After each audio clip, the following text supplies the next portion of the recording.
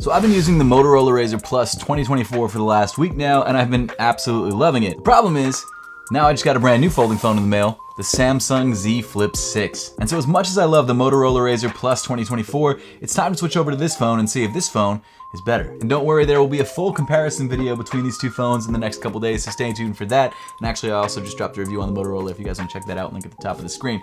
But with that being said, here it is, the Samsung Z Flip 6 in all its glory. I have not seen this phone yet in person, and I'm really excited to unbox it with you guys and see what this phone's all about. So let's do it. But first, let's take a look at the box. And the box is very similar to the box that we had on the Z Fold 6. It's very minimal. It's just a black box with this sort of glossy shadow and then this very simple illustrated image of the phone on the front. On the back, you've got some tech specs, and then you've got these little pull tabs right here. I suck at pulling pull tabs. They always rip on me, man. I still didn't get it. Let's check out the Samsung Galaxy Z Flip 6, which is actually my first Z Flip. Okay, so inside the box, we've got most likely just a USB-C charging cable, which is what we had with the Z Fold 6. If you guys want to check out that unboxing, link at the top of the screen. Just a USB-C to USB-C, SIM tray, opening key. You've got the quick start guide right here, and then probably some health and safety information. But that's pretty much all you get inside the box besides the phone itself, which is unfortunate. This phone is $1,100 versus last year's $1,000. And for an extra $100, I was kind of hoping for a, a power brick or something, but seems like that's just not something you get with phones anymore, which is wild to me. Feels nice. Feels really nice in the hand. Oh my goodness. So I got the silver colorway. I forget the exact name of this colorway, but it's silver. Same colorway that I got on the Z Fold 6. Very similar looking phones. And actually also, the Z Flip 6 is taller. Not as wide, obviously, but taller, which is interesting. I didn't realize that. Let's pull off this paper backing really quick. Let me do it underneath the mic. There we go. The front of the phone looks great. You've got these color matching metal rings around the cameras, which are a new touch, which I actually really like.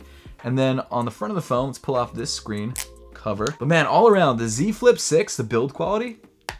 Oh, I like the sound of that. The build quality is really, really nice on this phone. It's very similar to what you had in the Z Fold 6. Obviously, because they're both premium Samsung phones. But I do want to do a quick side-by-side comparison between the Z Flip 6 and the Motorola Razr Plus right here. Dimension-wise, they look very similar, both width-wise and height-wise. The outer screen is obviously different, but I need to turn this phone on to show you guys that. Let's see if I open them both up. Are they about the same size? The Z Flip is slightly shorter. Interesting. I didn't know that. Wow, but I will say that the crease on this phone is not very noticeable whatsoever. Now, I've barely opened it and closed it, and this phone I've opened and closed a lot over the last week, so maybe the crease gets worse as time goes on. But let me turn this phone on, see what we've got going on the Samsung Z Flip 6. There we go. Samsung. On both sides of the phone. Secured by Knox. There you go. I actually like these flattened edges better on the Z Flip 6 than these rounded, glossy edges on the Motorola Razr, which is probably the main competition for this phone. This is welcome, get started, blah, blah. Oh, we got 62% battery life to start off. Great. I think that's generally what I've gotten on all of the other phones that I've opened up recently. Now, as far as the glass used on the outside of this device, you've got Gorilla Glass Victus 2, which is pretty strong. It's the same glass used on the Samsung Galaxy Z Fold 6. Face recognition. Cool. One difference that you may or may not have noticed if you have the Z Flip 5 is that the back of the phone is now matte instead of glossy. That could be a plus for some people. Maybe it isn't. Maybe it is. I don't know. I personally don't mind it either way. All right, so some changes between last year's phone and this year's phone is that the hinge is now smaller. It's IP48 water resistant, which means it can go underwater up to 5 meters for 30 minutes. Fresh water, of course, not salt water. It also is slightly more dust resistant. Still not, completely dust resistant, but slightly more dust resistant. One thing I like about this phone and the Z Fold 6 is that these sort of edges, which used to be rubber edges but are now sort of like a harder plastic edge, they do prevent dust from scratching against or rubbing against the screen because they give you a little bit of a minor gap in there, so the dust kind of falls to the bottom of the hinge and then should be able to fall out these little holes on either side. Obviously, it depends on the size of the dust, but either way. Now that we've finally gotten everything turned on, the inner screen is a 6.7-inch AMOLED display that looks really, really nice. I do want to up the brightness really quick because it's very dark on camera. Let's go all the way up, all the way up. The hinge also apparently reduces the screen creasing, so the crease shouldn't be as noticeable. And I'll be honest, out of all the phones that I have in front of me right now, the Motorola Razr Plus and the Samsung Z Fold 6, this one has the least noticeable hinge crease. Now again, that's because I've literally just started using this phone and all these other phones I've been using for the last week. Because for some reason, Samsung shipped me this one and Motorola shipped me this one a week early. These aren't review units, I literally bought these. I don't know how I got them so early. This one came in because I bought this one on Amazon, so that's why. But this one came in on release day. But yeah, compared to all these other creases, this one is by far the least noticeable. But again, it could get worse as we start to use the phone. Oh, I do really quickly want to do a closing test to see which one sounds better. Here is the Motorola Razr. Here is the Samsung Z Flip 6. Not as full bodied as the Razr. And then here's the Z Fold 6, which I know just is not going to sound as good. Yeah, that one's whack. I don't like that one.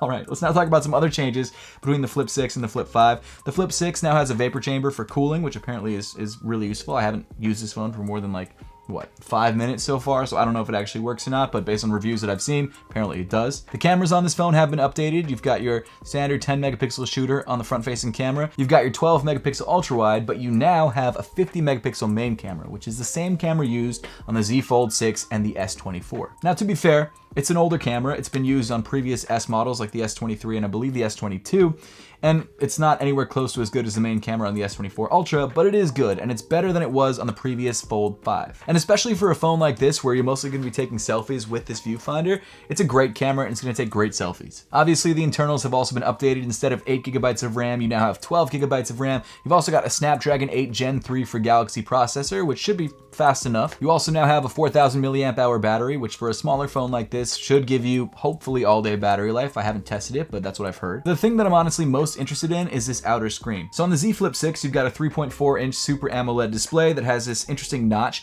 for the cameras. And Samsung has given you a bunch of widgets that you can use on the outside of your phone. Widgets like weather, alarm, calendar, health apps, things like that. Of course, you can respond to text messages and other things like that. It's not like the Razr where you literally just have your app drawer and you can just use any of the apps that you want on this phone. Unfortunately, you do have to use a workaround, and that kind of sucks, I'm not gonna lie. Now, to be fair, a lot of the apps that I would use are available as widgets on this phone on the outer screen, but one thing I really loved about the Motorola is that there was actually some games that you could play specifically on the outer screen that you could also play on the inner screen, and they were just kind of like a fun game that I could pull out of my pocket whenever I wanted and just play without even having to open my phone. This phone, you can do that, but you have to install some extra stuff and jump through some extra hoops, which you just don't have to do on the Motorola Razr. Plus, this outer screen is not as big. That being said, because you've got these really great new cameras, which I think might actually be better than the Motorola's, but I haven't tested them side by side, so I can't tell you for sure yet, and this amazing viewfinder on the front of your phone makes this a really unique form factor that's super easy and fun to use. This is what the video looks like and sounds like on the Samsung Z Flip 6. I'm not looking up here, I don't know why I'm looking up here, I'm supposed to look down there at the cameras. I mean, it's workable, it does a good job, it sounds all right, and the fact that I can vlog like this, it's pretty cool. One of the, I guess, killer apps of these newer Samsung devices is the Samsung AI Suite. There's a bunch of different things that you can do on Samsung devices only. For example, if I want to go to my main channel, Seth Fowler, if you guys want to see me talk about sneakers, check it out, linked in the description below. All I need to do is hold the home button, long hold the home button, and then I can actually circle anything on the screen and search it. So for example, if I want to search this shoe right here, I circle it, and then it should pull up results to the exact shoe. Yeah, there it is, the Nike Invincible 3 in white and red. I love this feature. Obviously, you can still do it on Android phones and Apple phones by just using Google Image Search, but the fact that you can do it by just long holding the home button is incredible. Some other gimmicky features on specifically Samsung phones. Here, let me take a picture of myself. Portrait Studio, which allows you to take a photo of yourself and turn it into a comic, a 3D cartoon, a watercolor, or a sketch. So here's this photo that I just took. Let's turn it into a 3D cartoon, see if I look like I'm from Disney. Give it a second, it takes a second. More than a second, like a couple minutes. I look shocked. Huh, all right. I guess that's about as good as it's gonna get. I don't know why they always make my hat blue and give me a blue jacket, but they do for some reason. Let's see a drawn version of myself really quick. Again, takes a minute. Whoa! That is sort of shocking, I'm not gonna lie. I guess this one's probably the closest to real life, but it's still ridiculous. I'm gonna save it though. Save a copy of that one. So yeah, there's features like that. There's also sketch to image where if you wanna draw something like, I don't know, I'll draw a, let's draw a Game Boy. I don't know why I'm drawing a Game Boy. Let's draw a Game Boy. Really bad drawing of a Game Boy. It's hard to draw with my finger on this tiny little screen. I'm an industrial designer, I'm ashamed of myself. But now you click this AI button right here, and it should turn it into a, usually a watercolor image. Yeah, kind of a watercolory style of Game Boy. I mean, it's cool. It is a cool feature. Is it necessary though? No. But with that being said, I am very excited to try out this phone for the next week, compare it to the Motorola Razr, which I've been using for the last week, and find out which phone I'd use every day if I had to choose one. And I probably will have to choose one because I've spent thousands of dollars on phones in the last week, and I need to probably return one or two of them. I just can't afford this. This is too much. But yeah, let me know your thoughts on the Samsung Z Flip 6 in the comment section down below. Let me know if you have any questions about this phone that you want me to answer in the review. I'd love to know if you already have a Z Flip phone and whether you consider upgrading to the Z Flip 6 and why. So let me know all that good stuff. Comment section down below. Make sure to subscribe to the channel if you haven't yet. We are about to hit 100,000 subscribers. It's wild. I'd love for you guys to be a part of that. Thanks so much for watching, and I will see you all in the next one.